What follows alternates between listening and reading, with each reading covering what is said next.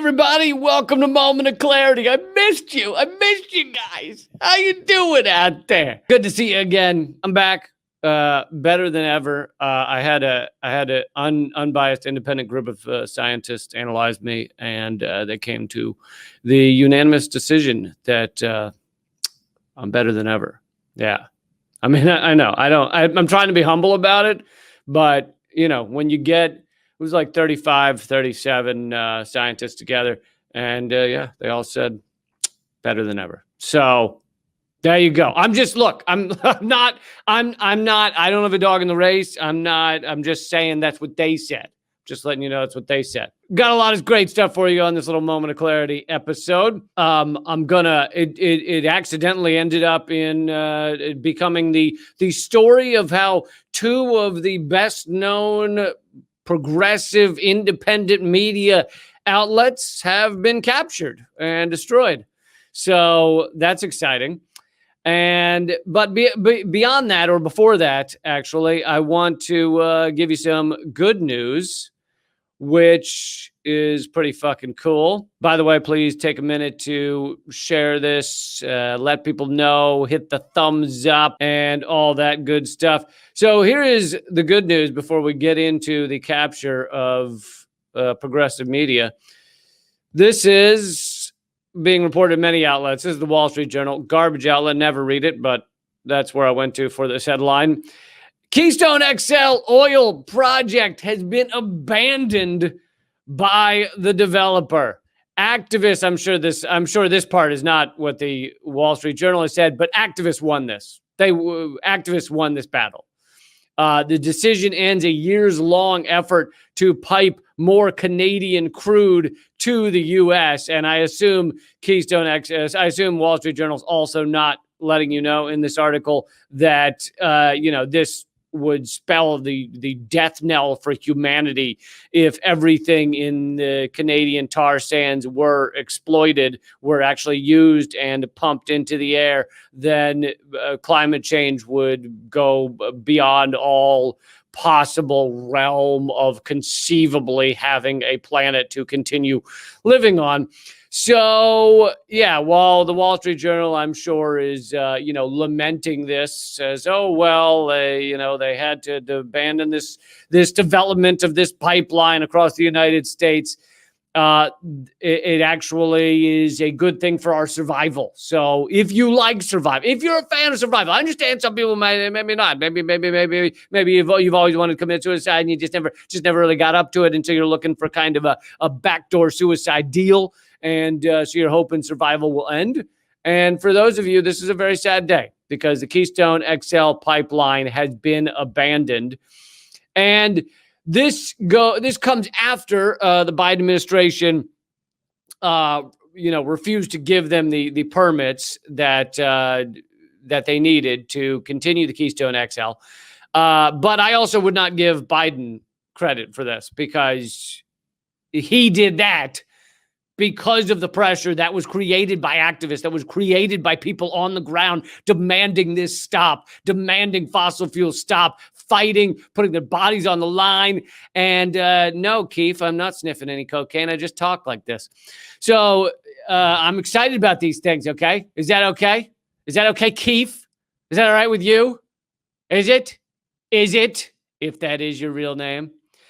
So, yeah, but don't give Biden any credit for fucking this. This has to do with activists putting their bodies on the line, locking themselves to pipelines, locking themselves to construction equipment, making it difficult, fighting in the courts as well. So many lawyers doing pro bono shit to stop and at least slow this steady march of destroying our planet. And basically, they made it so that this wasn't financially feasible for, Enbridge and the others that are involved in this Keystone XL. This had to do with activists fucking up this pipeline, getting in the way, putting their bodies on the line. That's why this became financially not useful any longer to this company, and why Biden and his administration decided to not give the required permits and required other things, whatever the fuck. licenses. I don't know. But it had to do with Biden seeing the writing on the wall that this was becoming untenable. And by the way, this is not to act like, oh, fossil fuels are done. Oh, Keystone Pipeline's not happening. So fossil fuels gave up. They've given up. They're not going to exploit fossil fuels anymore. That's bullshit. Obviously, they're going to use everything in their ability to go around, to go in between, to go under, to go in the back door without consent, in every way they can to continue to burn fossil fuels. So the oil that would have been exploited through the Keystone XL, they're going to try and still get exported and get it refined and all that shit by other means. You got bomb trains, you got other pipelines, et cetera, et cetera. So they're going to keep doing that. And so people got to keep fighting to stop these things. And we're getting closer. So that's the good news. I just wanted to throw out there before we get into the capture of independent progressive outlets. Now, both of these stories, one of them comes from Aaron Mate, one of them is about Aaron Mate, but that's by accident. Aaron, great journalist. As you saw from my last episode before I took my break, and as you've seen, because it's going viral everywhere, is that the young Turk, and I'm not going to go through all the details again, the Young Turks, Cenk Uygur and Annika Kasparian decided to flip out against Aaron Mate, and Anna's like, yeah, fuck you, Aaron Mate, fuck you, and claim that he's funded by dictators and shit like that, even though he's not. And And Aaron, so I like I said, I went into all the details and how fucking pathetic it is and how the Young Turks have just become MSNBC and how pathetic that is. I went into most of that last time. But Aaron Mate put out a longer, this is just the other day, even though this has been brewing for 2 weeks. He put out a longer article on kind of detailing some of the bullshit around this attack against him by the Young Turks. Basically, they're upset that he's a real journalist and they're not. And anyway, I thought I'd read a little bit of Aaron's explanation as to why he sees why they took this moment to do this, why they're so furious at Aaron Mate, who's a friend of mine and the nicest guy in the world and does great journalism. And, you know, I have nothing bad to say about him. Yet the Young Turks have decided to go fucking balls to the wall furious against Aaron Mate, because that's where you should be directing it. You know, one of the few journalists actually doing real shit. Anyway, I thought I'd read a bit of what Aaron had to say about that, which he just published the other day, I think yesterday or maybe even today. So he said, in 2017, DNC mega donor and Hollywood mogul Jeffrey Katzenberg led a round of investments in TYT worth $20 million. Thus, after this perpetually progressive outlet took boatloads of cash, purportedly, not perpetually, purportedly progressive outlet took boatloads of money from the neoliberal Democratic Party elite, it is also now parroting their favorite McCarthyite smear tactic. Dissenters and political foes must be paid by the Russians. In my guesses as to where Cenk Uygur is coming from, inwardly uncomfortable with the awkward position he's put himself in, maintaining his image as a Bernie Sanders progressive while wrapping himself in the DNC cozy quilt, he has to place the blame somewhere else. A journalist that eschews an establishment security blanket and thus has the liberty to stay true to principles is as good a target as any. So,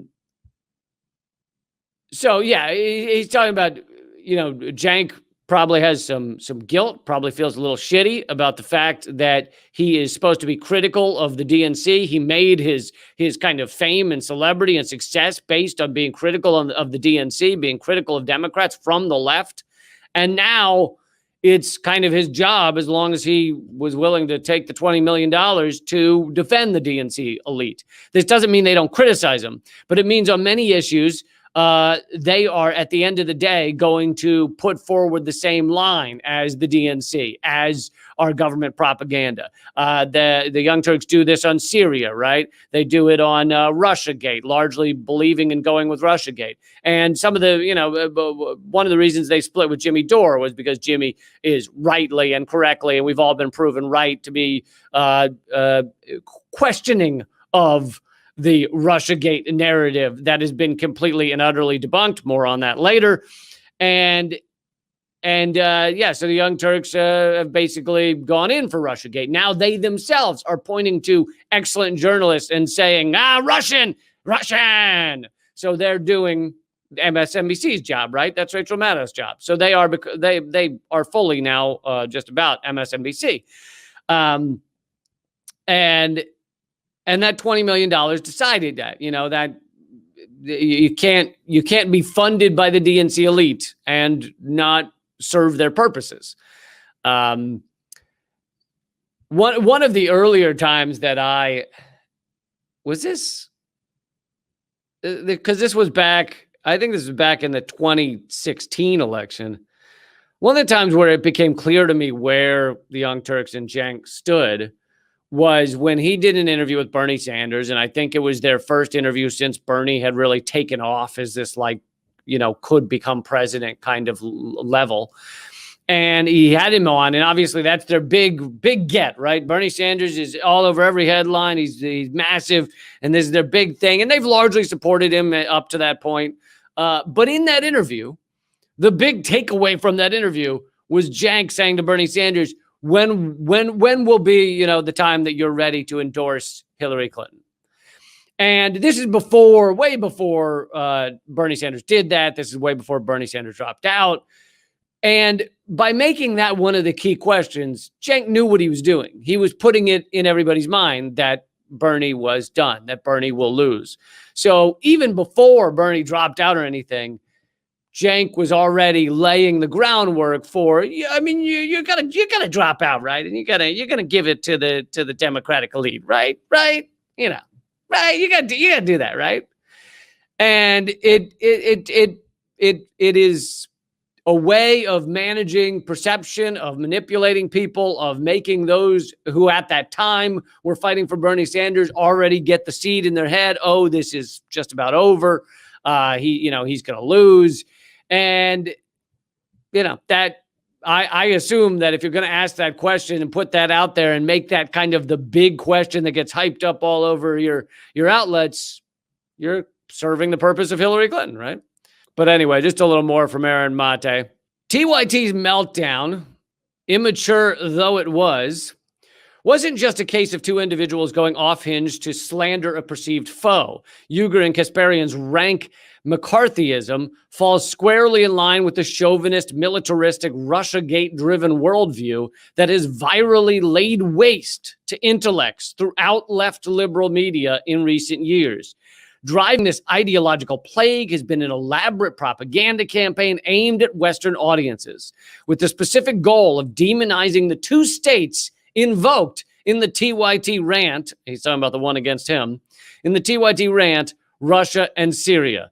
Because in Cenk and Anna's rant against Aaron Mate, other than "fuck you, Aaron Mate," other than that, they claimed that he was an apologist for Assad and he's defending a dictator for using chemical weapons on children, and it's disgusting. And so that was the other stuff they said. When, of course, Aaron Mate has done a great job of revealing the fraud that was the so-called chemical attack in Douma, Syria. Because honestly, unless you're a fucking idiot, you know that Assad was not days before the U.S. was pulling out going to use a chemical weapon in order to ensure the U.S. stay in his country. There's a lot of horrible things he might do. That ain't one of them. So if you're not a fucking idiot, like Cenk and Anna apparently are, you wouldn't even believe that makes any sense. And so Aaron and then 4 OPCW whistleblowers have come forward to reveal all of that. Aaron's not the only journalist. Like I've said, there's others that have done good work on it. Seymour Hersh, John Pilger, very, very well-known journalists. Anyway, back to this for a second. Almost done. Following the same playbook used for Iraq, Libya, and any other target of U.S. hegemony, this campaign reduces entire states and their populations to a cartoonish portrayal of their leaders, while justifying antipathy or outright aggression against them with cynical appeals to human rights and democracy. What sets the Russia and Syria cases apart is the extent to which this disinformation effort has succeeded in winning over the progressive wing of its target demographic. And so, he's talking about how people who even claim to be progressives and claim to be adversarial to our American empire, to the military-industrial complex, to the endless bombing and endless destruction of the world that goes on by our government. These so-called progressives who claim to be against that stuff, they too have been brought in, many of them, obviously not all of them, not you guys, but many of them have been brought in to these ridiculous propaganda campaigns about chemical weapons in Syria. Meanwhile, the U.S. is funding and arming al-Qaeda offshoots to fight Syria, or about Russiagate, which has completely collapsed. And of course, I've gone through that a million times, and we'll have a little more about that in a minute when I get to the stuff on the Intercept. But the reason I wanted to add this in here, and this put a little more flesh on the bone, as they say, from my analysis of this last episode. But also this shows how TYT, and I think I forgot the guy's name, but now we know Katzenberg. I remembered it once I read it, which I guess doesn't count as remembering it. That just counts as reading it. But anyway, TYT has been captured, is no longer adversarial to the DNC establishment. So I don't understand why people would watch it at that point. Like, at that point, why not just go watch CNN? Why would you take the time to be a member of TYT or watch TYT and be like, hey, I'm getting the real dirt, I'm getting the real truth? If you know that they are just this thing designed to prop up the DNC elite, DNC establishment, I should say. At the end of the day, I'm not saying that they don't. It doesn't mean that everything they ever say is a lie. It means that when it comes to Syria, when it comes to Russiagate, when it comes to supporting Hillary Clinton, when it comes to supporting Joe Biden in the election, all of those things they'll ultimately do. They may be critical of Joe Biden here and there, but when a push comes to shove and it's time to go vote, guess who they're standing behind? Joe Biden or Hillary Clinton. So anyway, I don't know why you would watch them if you can just flip on MSNBC and get the same garbage. It doesn't really make sense to me. But okay, that was Aaron Mate talking about their attack on him. Now, by coincidence, but of course it helps that I read Aaron Mate's stuff, I also I had heard that Betsy Reed, the editor-in-chief of The Intercept, did an interview. And I heard she did an interview, but here's the thing. I don't want to fucking sit through a whole interview with the goddamn editor-in-chief of The Intercept. And The Intercept has done some good work over the years, here and there, right? Blue Leaks is a good example, right? Where they covered the leaks that came out about police across the country. And so they do some good work here and there. And Glenn Greenwald particularly did years of good work and, co-founded The Intercept and then left because they were trying to censor him. So The Intercept has moved more and more to this kind of center MSNBC garbage perspective. One of the big things that put them there, that kind of put them really far in that realm, was Russiagate. And Glenn Greenwald was doing a great job of tearing apart Russiagate. Meanwhile, people like Jim Risen, also at The Intercept, were doing an awful job of spitting out Russiagate garbage. And in fact, they actually, while Glenn Greenwald was still there, had a debate between James Risen, who formerly with the New York Times, then with The Intercept, and Glenn Greenwald. Two people at The Intercept debated each other on Russiagate. And Greenwald, of course, mopped the floor with him. But it doesn't really matter because here's the thing. They know that despite that debate, despite the fact that James Risen didn't have shit to say, his articles and the other articles that are supporting Russiagate from The Intercept will continue to go out, and they'll continue to get to tons of people, and they'll continue to take people who are normally adversarial to the American empire line, to the garbage that we are fed by our propaganda state. It takes people who believed in The Intercept, and it says, hey, here's some Russiagate for you.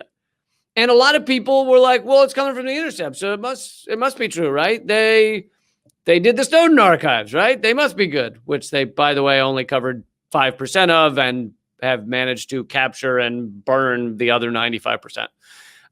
So there's another problem. What the fuck happened to the other 95% of the Snowden archives? Anyway, so here's a clip from the editor-in-chief. Like I said, in case you didn't know this already, Glenn Greenwald left The Intercept months ago after they tried to censor him at the last election because he wanted to report on the truth about Hunter Biden, which was true.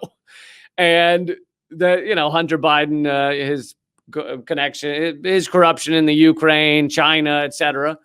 It's our government standard corruption, but it is corruption. So why shouldn't Glenn Greenwald be allowed to write about it? Anyway, this is the editor-in-chief of The Intercept. She did an interview, and she said something really interesting, which Aaron Mate has tweeted about. So it's just an audio clip. So this is her voice, Betsy Reed's voice. It's a 45-second clip. And this idea of like a conspiracy, which, Mueller defined narrowly and set a very high bar for as a tacit or express agreement with the Russians.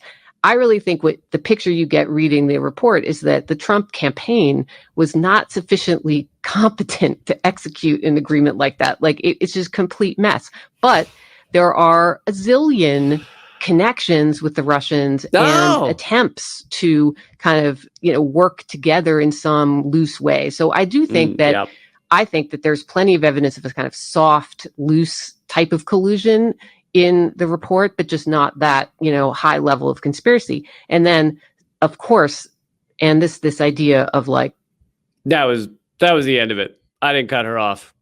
That's the end of the clip. Yes, a zillion examples of conspiracy. And as Aaron Mate says in his tweet, The Intercept's editor-in-chief believes that the Mueller report uncovered, quote, plenty of evidence of this kind of soft, loose type of collusion between Trump and Russia. That tells you all you need to know. And he's right. It does tell you all you need to know about the fucking Intercept. She's fucking out of her mind. The Mueller report, did you read it? Did you look at it? The Mueller report had nothing on collusion with Russia. Nothing. The Mueller report tried ultimately to indict a bunch of people at a clickbait farm in St. Petersburg who put up posts that didn't clearly push people to vote one way or the other. And almost all of them, like 56%, were after the fucking election. And the ones that were before the election, it was like they spent $3 on each one or something. It was a fucking pinprick. And the fact that Mueller had to indict those people shows you that he didn't have fucking anything. That was the best he could do, was a clickbait farm in St. Petersburg. That was all he could find. That was it. That was the whole kit and caboodle. And ultimately, they dropped those indictments. So quietly on a Friday, months later, when you weren't paying attention, they dropped those indictments because they didn't even have anything they could prove on these people working at this clickbait farm. Half of the people they indicted at the clickbait farm weren't even at the clickbait farm in 2014 when this was supposedly going. I mean, they had left the clickbait farm in 2014, meaning 2 years before the goddamn election. That's how insane it was. So anybody with half a mind knows that the Mueller report did not show collusion. The most that you could conceivably think the Mueller report showed was that Paul Manafort, a corrupt moron, who there's no evidence Trump ever talked to him about anything Russia related. Paul Manafort shared publicly available polling data with a translator named Konstantin Kalimnik that they have not proven had any connection to the Russian government. That's the most you could prove. That's if you really wanted to prove something. And I talked more about that like a couple episodes ago on Moment of Clarity. Again, Aaron Mate's work tearing all that apart. But so even if you wanted to believe that Manafort thing, even if you're like, no, my head is firmly up my ass and I'm believing the Manafort thing. Manafort met with that translator, and by giving him publicly available polling data, it just changed everything. Even if you were that dumb, even if you ate loads of paint chips as a kid, still, that doesn't mean the Mueller report showed loads of collusion. So what the fuck is she talking about? She's out of her goddamn mind.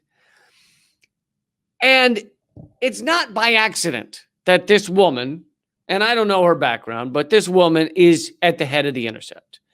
The Intercept, which is funded and owned by an oligarch, also serves a purpose. It seemed to be adversarial. Yet, we're now seeing where it really stands. That they wouldn't even let Glenn Greenwald, the co-founder, write about Hunter Biden. So at the end of the day, you see what The Intercept is, or at least has become. Maybe there was a time when that wasn't the case. Maybe there was a time in the early days of The Intercept when they were freer and, especially with Glenn Greenwald being the main voice there, they were allowed to do much better shit. But now we see what they are. And luckily, she did this interview, and maybe she's done others, revealing what they are. So we see that they, again, are no different than MSNBC. They are giving in to this ridiculous McCarthyite garbage that, puts us on, pushes us towards nuclear war in a world where we desperately need cooperation, or we're all going to fucking die soon from environmental collapse. It really is incredible. Oh, and I wanted to show you also Ben Norton's response. Ben Norton tweeted,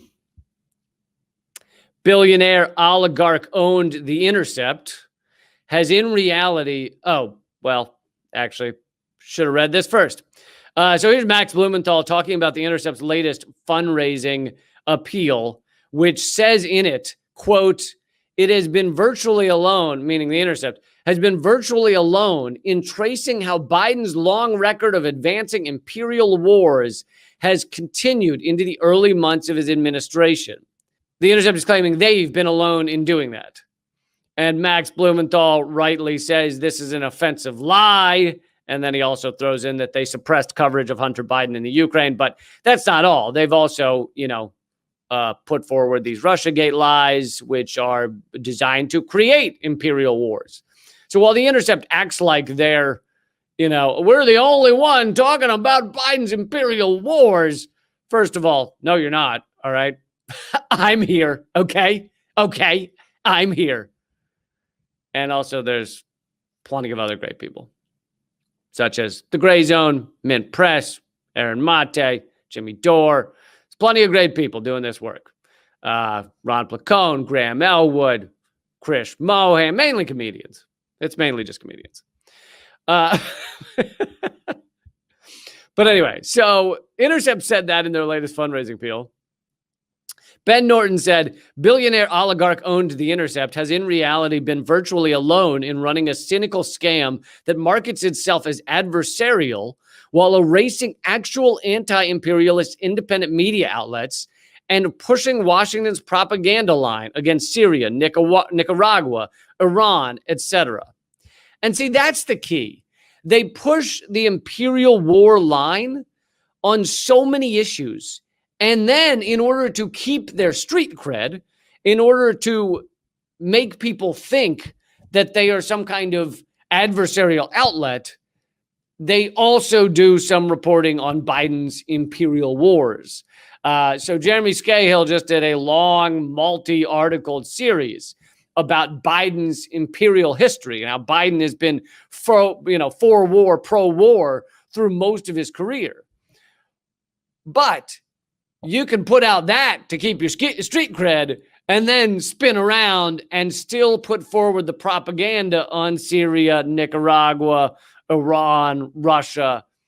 And so it's actually useful for them to have those articles that try and hold on to their street cred, try and hold on to the idea that they are this adversarial outlet, when we also know that they have been responsible more than any other outlet for exposing whistleblowers. They've done it to, it's either 2 or 3 separate people have been prosecuted based on their negligence. If it's negligence, it could be intentional, but whatever it is, it's fucking pathetic. They have gotten multiple people locked up for many, many years, accidentally. So there you have it. That's what the Intercept is now, putting forward these, garbage ideas about Russiagate, garbage. Like, honestly, does anyone, even people that watch mainstream media, do they honestly believe that there was some kind of collusion proven between Donald Trump is a fucking awful human piece of parasitic fecal sludge. He is the worst. And yet, he didn't fucking collude with Russia to win the election. He won the election because he won the election in 2016. He won the election. He lost his last election. He won the election because Hillary Clinton was a piece of trash candidate that everyone knew was just more of the same imperial war, Wall Street running wild, whereas some were fooled into thinking Trump was different, and he's not. But he didn't collude with Russia. And honestly, if you wanted to put forward a, look, this country rigged the election, your best bet would be Britain, the UK, because that's where Cambridge Analytica was housed. And they actually bragged until they went bankrupt or whatever, were forced to break up. They actually bragged about manipulating U.S. elections. She did a TED Talk. The head of Cambridge Analytica at the time did a TED Talk and saying that they'd been involved in, I think, 41 U.S. elections and they'd won 40 of them. So she's bragging in TED Talks that this British company, which also was working with Steve Bannon and funded by Robert Mercer, they bragged about rigging American elections. And yet, that's not good for U.S. propaganda, right? That doesn't... Ultimately, they had to coverage Cambridge Analytica because it just became a story they couldn't ignore anymore. It was too big. But they've still forgotten it, right? They've kept talking about Russiagate and they've given up talking about Cambridge Analytica because one of those doesn't help U.S. propaganda. The one about Russia helps U.S. propaganda. So let's keep harping on that. Anyway, it's just I'm gonna play that clip again. I'm gonna play that clip of fucking Betsy Reed at the Intercept saying that the Mueller report showed tons of collusion. Because I think we need to hear this phenomenal, pathetic clip one more time. Just one more time.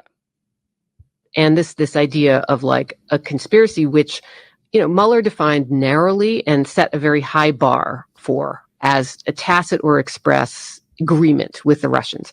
I really think what the picture you get reading the report is that the Trump campaign was not sufficiently competent to execute an agreement like that. Like it's just complete mess. But there are a zillion connections with the Russians and attempts to kind of, work together in some loose way. So I think that there's plenty of evidence of a kind of soft, loose type of collusion in the report, but just not that, high level of conspiracy. I think there's plenty of evidence of soft collusion. I just can't give you any examples or do any reporting on it or reveal any of it because I don't actually have any examples of it. But I feel it's more of an in here kind of feeling that there was just lots of soft level collusion between Russia and the Trump campaign. It's not a look, here it is kind of thing. It's just a feeling that I get. It kind of starts in the fingers and then it goes up and then the tips of the ears. I'm like, oh, Russian collusion, tips of the ears, and then goes down, and then it's just right in my heart. I feel Russian collusion there, and also it makes me a little gassy from the collusion. I know when I start ripping the couch cushions apart, that's when I know someone's colluding with Russia. But it's not. But like I said, it's not a thing you really show people. It's more of you just kind of feel it and you smell it. Of course, you smell it. But it's just I feel that the Mueller report showed lots of soft level collusion. I feel it. I can't read you a sentence from the report that says that. At least not with indictments they had to drop because they didn't have any evidence.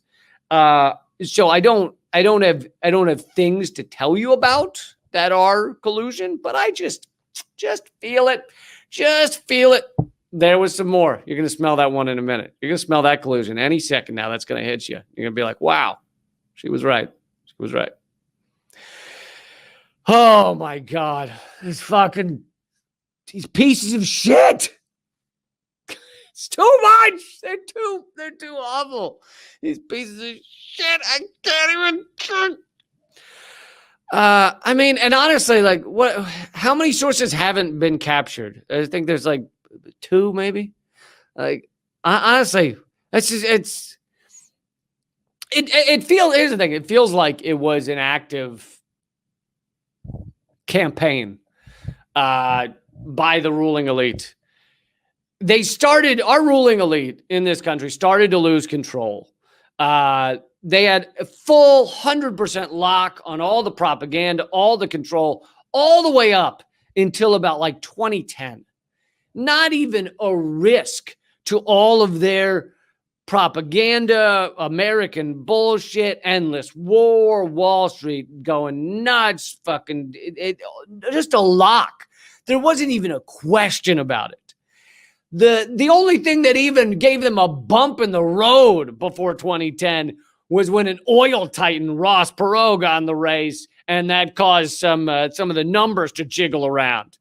That was the only thing they risked, was that a oil billionaire might put his foot in the ring.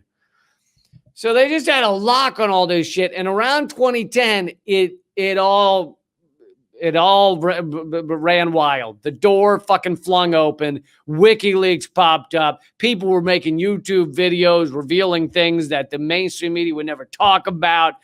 It just all fucking opened up. And before you know it, yeah, Bernie Sanders nearly winning the presidency despite all of their rigging efforts. I mean, he nearly beat their rigging efforts even with superdelegates. He nearly beat fucking 15 different kinds. I'm talking 2016, 15 different kinds of rigging. He still nearly got past it. And so you have WikiLeaks, you have the Snowden archives, you have Occupy. It all fucking burst forth. And you have all these like outlets coming forward that weren't approved by the mainstream media, like the Young Turks earlier days, like the Intercept, and they had to find a way to shut it down. And so it took some time, but they captured captured the Intercept. It's tough to say when exactly you'd say the Intercept was just kind of done, but basically captured the Intercept, captured the Young Turks. Not that maybe it didn't even take much. I don't know. Maybe they were like, "Here's a check," and the Young Turks were like, "All right." And then their next job was to shut down kind of YouTube, like a lot of people watching YouTube. So obviously you can still go and watch YouTube. You can still watch my videos. Those of you watching this right now realize I'm still out there, right? So some of you are saying, you're not shut down, right? You're still out there. But here's the thing. I'm getting a tiny fraction of the number of viewers. And it's not because I changed what it is I'm saying. It's not because what I've been saying is no longer of value or no longer useful or no longer entertaining or whatever you want to fucking say. And all of that, none of that's changed. What's changed mainly, although there's some ins and outs of it, but what's changed is that YouTube used to have an algorithm that said, oh, you like this video? Here's more of them.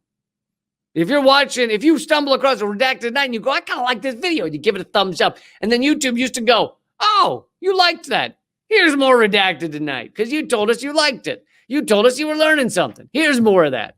Now they do the reverse. You go to Redacted Tonight and they go, oh, looks like you've stumbled across a scary part of the internet. That's what, you silly fella. Why don't you, next we're going to automatically play a John Oliver video. Why don't you head on, why don't you waddle your little behind back over to John Oliver, and then maybe we'll throw you on to Jimmy Kimmel, and we'll get you back to, something on MSNBC. We'll get you back there, maybe a Fox News, maybe a CNN. We'll get you back to one of those happy little areas of the internet because you seem to have stumbled across something that tells you that we're lying to you. And that is a problem. And this was done on, has been done on all social media. It's been done on Facebook. It's been done on largely on Twitter. Twitter's a little more free, but not that much. And that's why you need alternatives like Panquake and things, but it ain't easy to build alternatives to the largest outlets online. Facebook is still used by billions upon billions of people. So it's like a secondary internet. It's so big. And so you can't just be like, I'm opening a web page and then that'll do the trick. It seems like it was coordinated, but yeah. Parasocialite is a good point. You like Redacted Tonight? Then here's the hill. I think he or she is talking about Rising, which Rising also does some good stuff, but it's not gonna, as far as I can tell, as far as the clips I've seen, Rising is a slightly more palatable for the ruling elite kind of rebellion, kind of revolutionary talk. They're not really going to question capitalism much. They're not really going to reveal some of the stories that are like third rails, like covering the fraud about China's committing genocide, that kind of stuff. So I'm not saying they don't have good stuff. You could send me a clip right now where they're saying all kinds of good things. But you get the point. Thank you guys so much for joining. And like I said, all the donations are going to people who are struggling. And there'll be a new Redacted Tonight this week. There'll be a new Redacted VIP. It'll all be at leecamp.com. And yeah, that's what I got. Keep fighting.